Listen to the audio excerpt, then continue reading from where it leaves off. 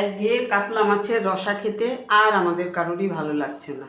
আমার ঘরে তো চলছেই না। তো আজকে চিন্তা করলাম যে কাতলা মাছ দিয়ে অন্য রকম একটা কিছু বানাবো। তো তার জন্য আমি একটু সাদা তেল গরম বসিয়ে দিয়েছি, সেই সাথে নিলাম দুটো কাতলা মাছ। তো কাতলা মাছ দুটোকে আমি সামান্য পরিমাণে একটু হলুদ মেখে রেখেছি আর নুন মেখে রেখেছি। তো এখন এটাকে আমি পাশে সরিয়ে রেখে, তেলটা আমার গরম হয়ে গেছে। তো এখন আমি এটার মধ্যে একটু ঘি দেব। তো দিলাম খুব সামান্য পরিমাণে একটু ঘি দিয়ে দিলাম। ঘি দিয়ে এটাকে আবার একটু ভালো করে গরম করে নেব।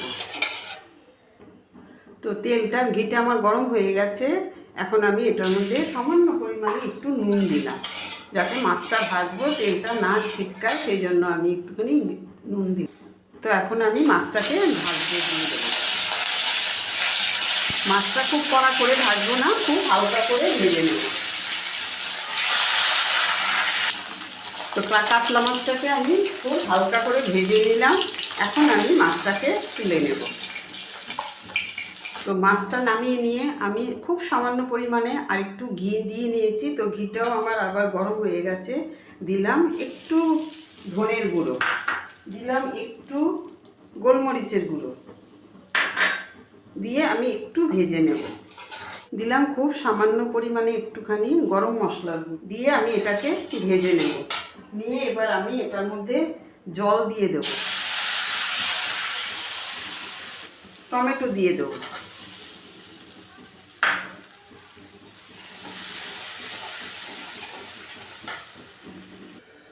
তো যতক্ষণে আমার টমেটোটা নরম হচ্ছে, এখানে আমি 1 কাপ দুধের মধ্যে 1 চামচ ময়দা আমি মিশিয়ে নেব। মিশিয়ে আমি এটা ভালো করে গুলে নিচ্ছি। তো টমেটোটা আমার অনেকটা নরম হয়ে গেছে। এখন আমি যে ময়দা গুলে জলটা, দুধটার মধ্যে ময়দাটা গুলে রেখেছিলাম, সেইটা আমি এটার মধ্যে এখন দিয়ে দেব। দিয়ে দিলাম, দিয়ে এটাকে আমি আরেকটু ফুটতে দেব। তো ঝোলটা আমার ফুটে গেছে। তো নুনটা আমার দেয়া হয়নি, দিলাম পরিমাণ মতো নুন দিয়ে আমি একটু কষিয়ে নিয়ে এখন আমি এটার মধ্যে মাছগুলো দিয়ে দেব।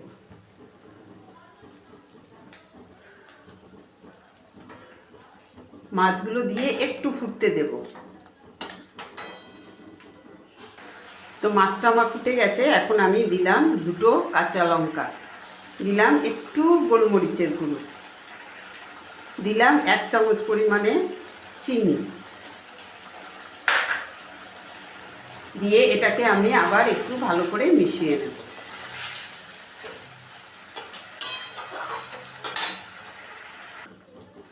দিলাম আরেকটু গরম মশলার গুঁড়ো,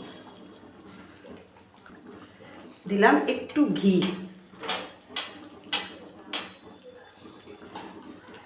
দিয়ে এটা আমি আরেকবার একটু মিশিয়ে নিচ্ছি। তো রেসিপি আমার কমপ্লিট। এবার আমি এটাকে সার্ভ করব। তো ক্ষীরোদ কাতলা রেসিপি আমার কমপ্লিট, আমি সার্ভ করে নিলাম। তো এটা একটু নামটা যেরকম ক্ষীরোদ, একটু ক্ষীর ক্ষীর মতোই হয়, আর দেখতেও বেশ রাজকীয় হয়, আর টেস্টটাও রাজকীয় স্বাদেরই হয়। তো আপনাদের কাছে রেসিপিটা কেমন লাগলো আমার সকল দর্শক বন্ধুদের কাছে আমি জানতে চাইব।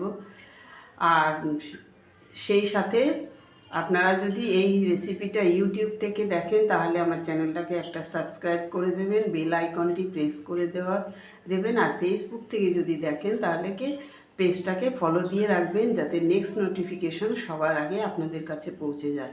তো আজ এই পর্যন্তই। নেক্সট রেসিপি নিয়ে আবার আপনাদের সাথে আমার কথা হবে।